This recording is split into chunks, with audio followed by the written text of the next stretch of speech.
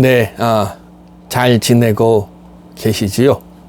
오늘도 계속해서 한국 감리교회의 초기 모습을 살펴봅니다.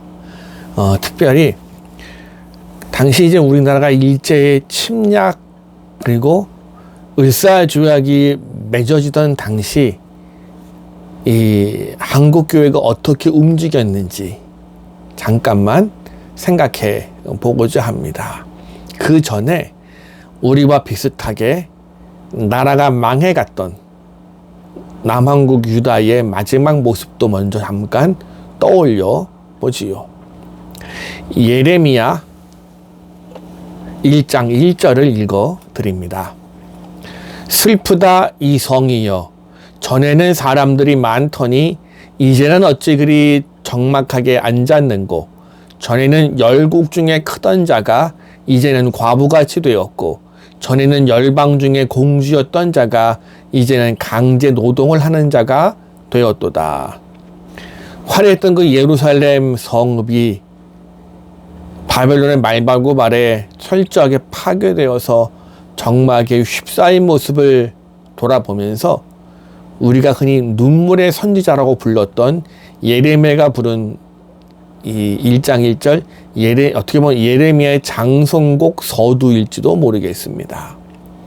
그리고 이제 남은 사람들은 포로가 되어서 바벨론까지 먼 행렬을 이루며 끌려가게 됩니다. 끌려가는 이들의 발걸음이 뭐 즐겁고 빨랐겠습니까?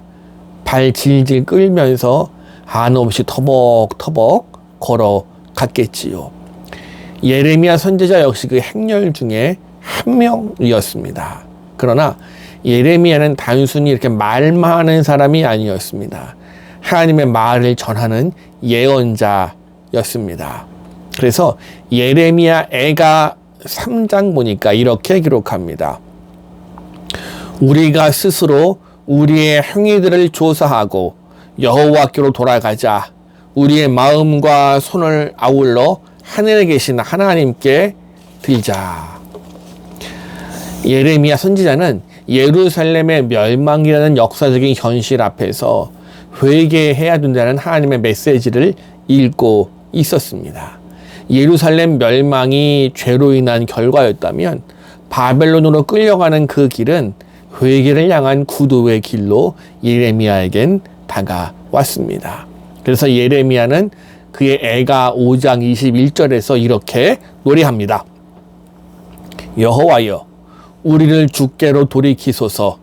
그리하시면 우리가 주께로 돌아가겠사오니 우리의 날들을 다시 새롭게 하사 옛적 같게 하옵소서. 예레미야 선지자는 바벨론으로 끌려가고 있지만 이미 후에 이루어질 귀향과 회복을 내다보고 있었습니다. 이것이 신앙인지도 모르겠습니다. 믿음의 눈으로 보면 화려한 현실 속에서 멸망의 징조가 보이고요. 암울한 현실에서 반대로 밝은 미래를 발견할 수 있는 줄로 믿습니다. 구한말, 외세, 특히 일본의 침략으로 우리 민족이 암담한 현실 앞에 섰을 때 기독교인들은 다가올 밝은 미래를 바라보고 있었습니다. 원산에서 일어났던 부흥운동이 불과 1년 만에 전국적으로 확산이 되었습니다. 그래서 한국교회가 당시 부흥운동의 열기 속에 막 시끌시끌하던 그때 1904년 러일 전쟁이 터지면서 원산 앞바다는 러시아와 일본 양국 감대의 전쟁터가 되고 말았습니다. 그리고 이 러일 전쟁의 승리로 더 이상 거리낄 게 없어진 일본은 한국 침략을 본격화합니다. 그래서 1905년 11월에 을사오조약을 체결하면서 보호라는 명분을 내세워서 우리나라 국권의 상징인 외교권을 빼앗아 갑니다. 그리고 이때를 기점으로 해서 우리 한민족의 항일 저항 운동이 활발하게 전개됩니다. 그래서 전통적인 의병들의 무장투쟁 그리고 계몽운동, 민족 지사들의 활동들이 다양하게 일어납니다. 기독교인들 역시 이 일에 함께 했지만 전통적인 방법과는 조금 다른 측면에서 접근하기 시작했습니다. 먼저 나가 싸우기보다 앉아서 기도하는 것으로 시작을 했거든요. 그래 이때 구국 기도회가 열리기 시작했습니다. 이화학당의 교장이었던 페인 교장의 1906년 선교 보고를 보면 이화학당 학생들의 구국 기도회를 이렇게 기록합니다. 내가 한국에 돌아온 지 얼마 되지 않아 수업을 하러 교실에 들어간 첫날이었습니다. 없는 선생이 내게 와서 기도회 때문이라고 하면서 내가 맡은 3교시 수업에 학생들이 조금 늦더라도 양해해달라고 하였습니다. 며칠 후 학생들에게 기도회의 목적이 무엇이라고 물었더니 우리는 나라를 위해 기도하고 있습니다 라고 하였습니다. 그들은 매일 같은 시간에 수업을 중단하고 잠시나마 나라를 위해 간절하게 기도하였습니다. 그래요. 기도가 먼저였습니다. 매일 정오 이화학당의 언문교사 조신성이 인도하는 이화학당 구국기도회는 1905년 가을 학기 내내 지속되었습니다. 방학이 되어서 겨울방학이 되어서도 고향에 돌아간 학생들 각자 집에서 시간 맞추어 기도했습니다. 이때 믿지 않던 부모들도 나라를 위해 기도하는 딸을 보고 감동해서 같이 기도하다가 교회에 출석하는 경우가 속출했다고 보고하고 있습니다. 나라를 위한 기도, 구국 기도를 하는 딸들을 통해서 기독교가 외세 종교가 아니라 나라를 사랑하는 종교인 것을 깨닫고 그동안 외국 오랑캐의 종교라고 굳게 닫아걸었던 마음의 문을 열기 시작했던 거지요. 그리고 방학이 끝나고 학교로 돌아온 학생들에게서 이런 기도 보고를 받고 감동한 이화학당 교장 페인 교장은 우리 민족에게 새로운 희망을 걸기 시작합니다. 그래서 이렇게 기록합니다. 우리 기도를 들어주시고 응답해 주신 하나님을 믿고 있는 우리는 이 백성들이 하나님께 정성을 다해 겸손하게 드리는 간구를 들어주실 줄 믿습니다 라고요. 그리고 1905년 11월 17일 우려했던 을사오조약이 체결되자마자 이것을 반대하는 시위가 전국적으로 일어났습니다. 유학을 공부하던 유생들은 전통적인 방법으로 이때 고종이 머물고 있던 경운군 대안문, 지금의 덕수궁 대안문인데 그 앞에 나가서 조약 취소를 요청하는 상소를 올렸고요. 민영환 씨처럼 스스로 목숨을 끊는 열사들도 나왔습니다. 이때 기독교인들은 모여서 기도하기 시작합니다.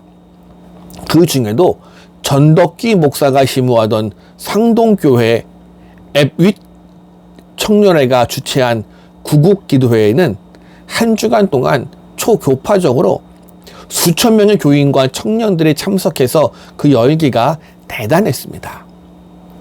이것을 계기로 교회 청년들이 매일 신시, 그러니까 오후 2시부터 4시까지 나라를 위한 기도를 계속하기로 결심하는데 청년들이 이때 드린 공동 기도문은 이렇습니다. 만왕의 왕이신 하나님이시여, 우리 한국이 죄악으로 침륜에 들었음에 하나님밖에 빌 데 없사와 우리가 일시에 기도하오니 한국을 불쌍히 여기사 야라미야와 이세아의 자기 나라를 위하여 간구함을 들으심같이 한국을 구원하사 전국 인민으로 자기 죄를 회개하고 다 천국 백성이 되어 나라의 하나님의 영원한 보호를 받아 지구상의 독립국이 확실케 하여 주심을 야수의 이름으로 비옵나이다. 대한매일신보에 이렇게 실려 있었습니다. 이 기도문을 작성한 사람이 누군지 알려지지 않았습니다만은 상당한 신학 수준을 갖췄던 것만은 틀림없어 보입니다. 그는 당시 민족 상황을 망국의 시대를 살았던 예레미야입니다. 그리고 이사야 선지자, 예레미야와 이사야 선지자의 시대와 같은 것으로 보았습니다. 이 구국 기도의 전형을 예언자들, 선지자들의 기도에서 찾은 거지요. 이 예언자들의 메시지의 핵심이었던 회개를 구국 기도회의 첫 번째 주제로 삼은 것도 그것 때문입니다. 나라가 망한 원인을 이스라엘 민족의 죄에서 찾았던 예레미야, 이사야 선지자처럼 대한제국의 붕괴의 원인도 사신우상, 즉 우상을 숭봉하고 악독한 일만 행하며 하나님이 주신 바 기름진 땅과 광산과 일용 만물을 감사한 마음으로 받아서 적당히 쓰지 아니한 까닭이라고 선언합니다. 그리고 우리 민족이 회개하고 하늘나라 백성이 될 때 하나님의 영원한 보호를 받아 지구상의 독립국이 될 것으로 믿었습니다.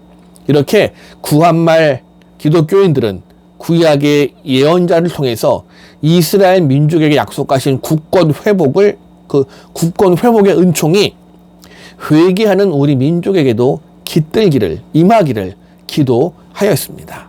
성도들의 모든 행동에 기도가 가장 앞서야 하는 것처럼 기독교 민족운동 역시 기도로 출발한 것은 당연해 보입니다.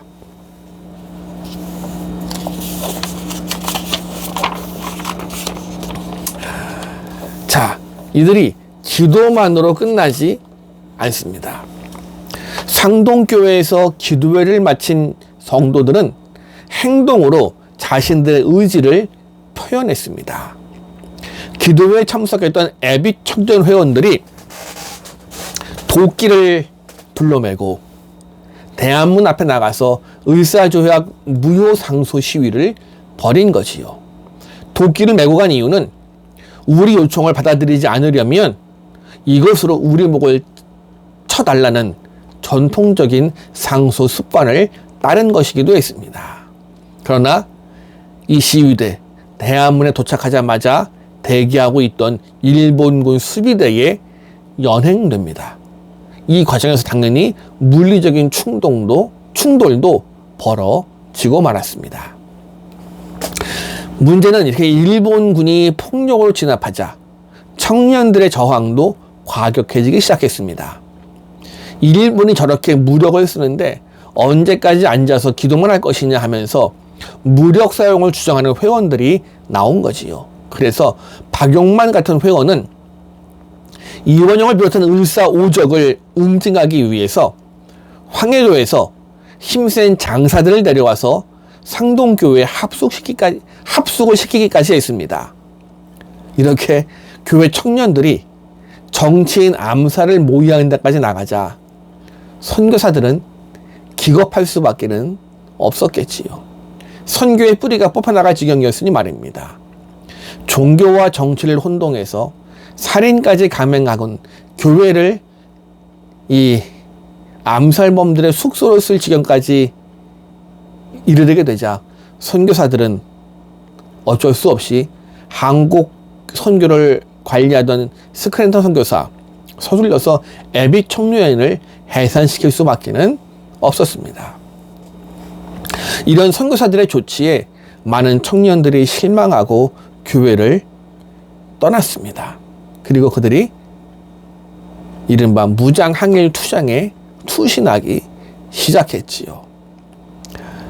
자, 사실 여기서 이제 아이러니가 충돌합니다. 기도만 하고 있을 것인가? 나를 위해서 뛰어들 것인가?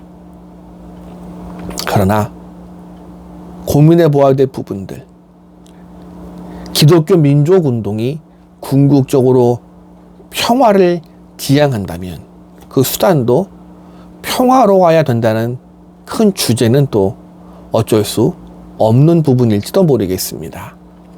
겟세마네에서 무기를 들고 자신을 체포하러 온 그들에게 칼로 휘둘렀던 제자를 말리신 그리스도의 말씀은 분명해 보이니 말입니다. 그러나 또한 나를 위해서 자신의 목숨까지 내어놓으면서 항일 무장 투쟁에 뛰어드는 그리스도인들의 모습도 또 틀리다고 할 수도 없습니다. 그들 역시 자신의 신앙을 그들의 삶으로 옮기기 위해 애썼으니 말입니다. 서로의 가는 길이 조금은 달랐을 뿐이지 누가 틀렸다고 말하기는 힘들지요. 기도로 시작해서 행동으로 옮겨가던 그들의 모습이 오늘 우리에게 많은 울림을 안겨줍니다. 감사합니다.